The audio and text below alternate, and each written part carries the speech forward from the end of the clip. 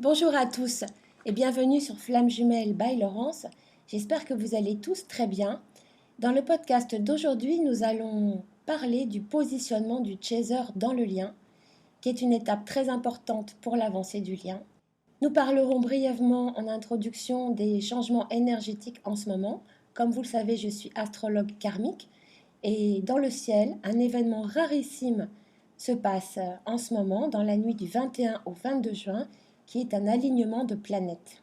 D'où mon podcast d'aujourd'hui avec le positionnement du chaser qui correspond à son alignement avec lui-même et son chemin d'évolution. Cet alignement planétaire est rarissime et exceptionnel. Il ne se reproduira qu'en 2124. Ce positionnement planétaire arrive également à la même période que le solstice d'été. Donc nous allons ressentir les énergies bouger.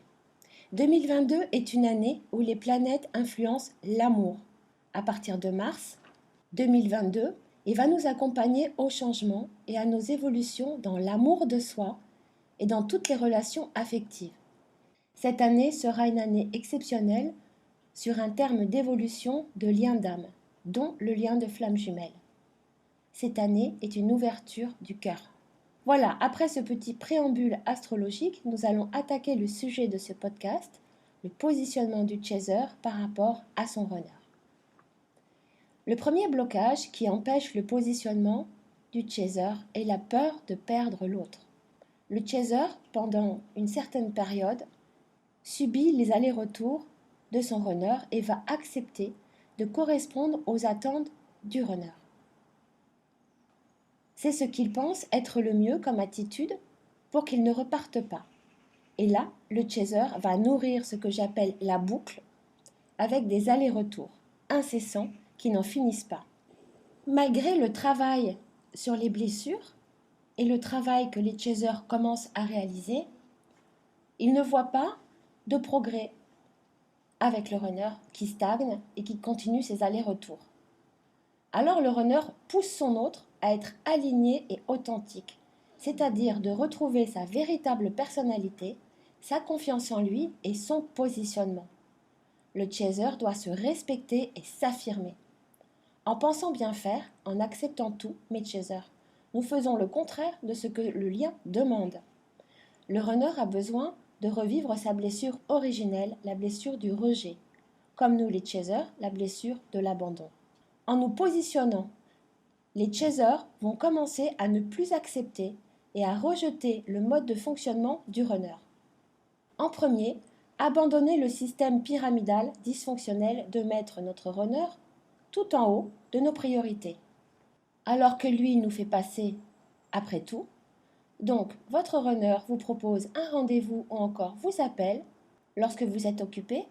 Ne laissez jamais la priorité à votre runner, mais à votre vie. Si vous avez prévu certaines choses, vous déclinez l'invitation en le remerciant et en lui disant une autre fois. Vous ne devez en aucune façon annuler quoi que ce soit pour votre autre.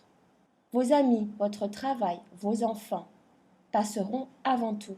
Priorisez-vous, vous vous affirmez, vous avez une vie sans lui. Ne vous placez pas en demande, jamais.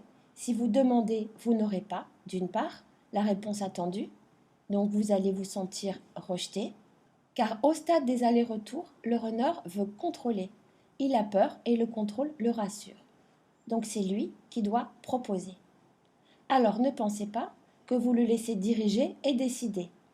Vous vous placez dans le lâcher-prise et lorsqu'il revient, c'est vous qui déciderez quand et comment vous accepterez de le voir ou de lui parler. Comme le dicton l'homme propose et la femme dispose se transforme en le runner propose et le chaser dispose. Il est important de ne pas vous sentir impuissante et victime, mais vous vous placerez dans une attitude passive active. Ensuite, tout ce qu'il va vous proposer ou vous dire lors de vos rencontres, vous devez écouter, le laisser parler, le laisser se dévoiler. Écoutez ce que ces mots font résonner chez vous. Il est important de garder son calme, de gérer l'émotionnel et la dépendance affective. Vous devez toujours vous respecter. Vous pouvez lui dire que cette relation et ce qu'il vous apporte ne vous conviennent pas. Attention, pas de reproche, juste un constat. Je n'ai plus envie de ça, je ne veux plus de ça, cette attitude et ce comportement que tu as ne me convient pas et je n'accepte plus. Votre runner va alors être complètement désarçonné par votre positionnement. Que se passe-t-il? Il perd tous ses repères. Son chaser n'accepte plus tout ce qu'il veut. Vous allez ressentir son changement en vous positionnant. Vous allez tout simplement commencer à lui enlever des peurs et activer sa plus grande peur dans ce lien, la peur du rejet.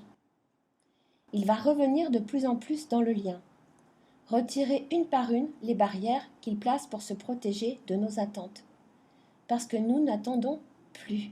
Même s'il est dans notre cœur et dans notre âme, nous le laissons avancer tranquillement tout en nous priorisant. Pourquoi changerait-il? Si nous ne nous positionnons pas, il a tout ce qu'il veut sans rien donner, avec un chaser qui accepte tout.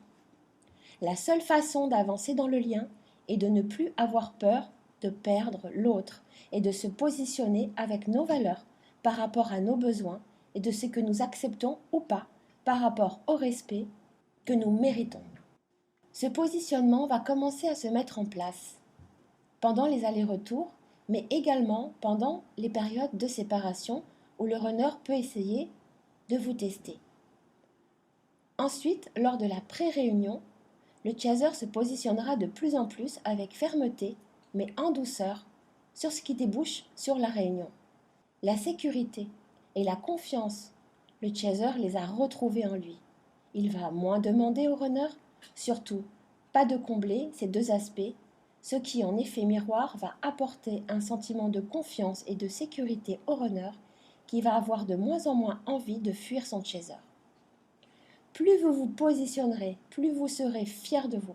Vous retrouverez cette sérénité, ne plus attendre quoi que ce soit, fier d'avoir été forte, authentique, alignée avec ce que vous voulez et ce que vous méritez.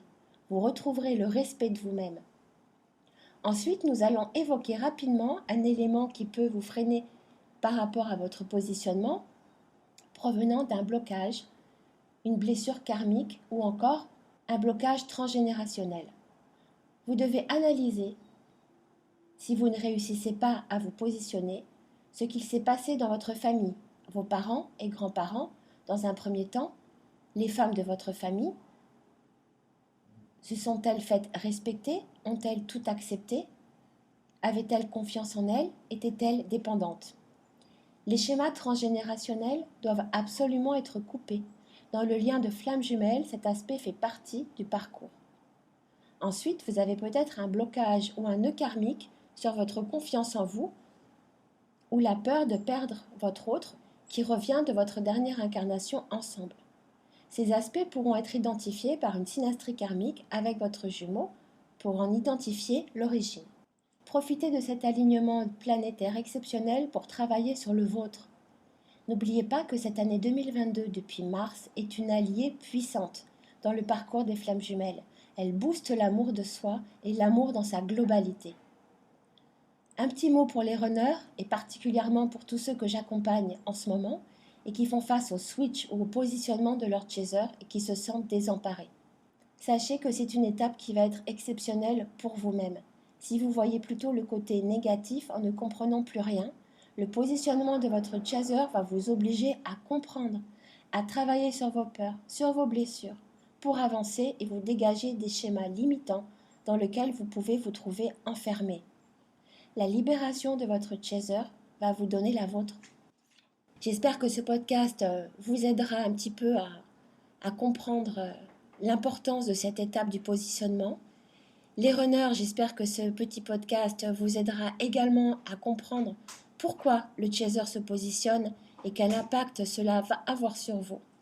Je vous remercie beaucoup d'avoir écouté ce podcast. Je ne le dis pas souvent, mais si vous pouvez penser à aimer et surtout à vous abonner à ma chaîne pour la faire vivre, je vous remercie par avance. Si vous souhaitez me joindre pour un accompagnement ou commander votre synastrie karmique avec votre jumeau, je mettrai mon mail en description.